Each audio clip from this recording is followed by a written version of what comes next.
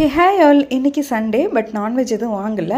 இன்றைக்கி வந்து நான்வெஜ் எதுவும் வேணாம், ஒரு சிம்பிளான லஞ்ச் வந்து நல்லா வந்து ரசம் வச்சு வாழைக்காய் ஃப்ரை பண்ணி சாப்பிடணும் போல் இருந்தது. அதனால இன்றைக்கி வந்து ஒரு எக் ஆம்லேட் போட்டுட்டு வாழைக்காவை ஃப்ரை பண்ணிவிட்டு கூடவே வந்து காளான் வாங்கிட்டோம். நம்ம நான்வெஜ் வாங்கலைன்னா வெஜ்ஜில் இருக்க ஒரே ஆப்ஷன் வந்து காளான் தான். ஸோ காளான் வாங்கிட்டு ரசம் பார்த்திங்கன்னா புளி தக்காளி போட்டு நல்லா கொத்தமல்லி பூண்டுலாம் நச்சு போட்டு சூப்பராக வாசமாக வந்து ரசம் வச்சுருந்தாங்க. ரசம் மட்டும் பார்த்திங்கன்னா ஒரு கைக்கும் ஒரு டேஸ்ட் வரும், ஒருத்தருக்குமே டிஃப்ரெண்ட்டாக வரும் ரசம் டேஸ்ட் மட்டும். ஸோ கூடவே வந்து தயிரும் வச்சாச்சு. ஸோ ஃபஸ்ட்டு நான் வந்து நல்லா அந்த சுடு சாதத்தில் வந்து காளான் கிரேவியை போட்டு அந்த எக்கு வச்சு சாப்பிடும் போது அவ்வளோ டேஸ்ட்டாக இருந்தது.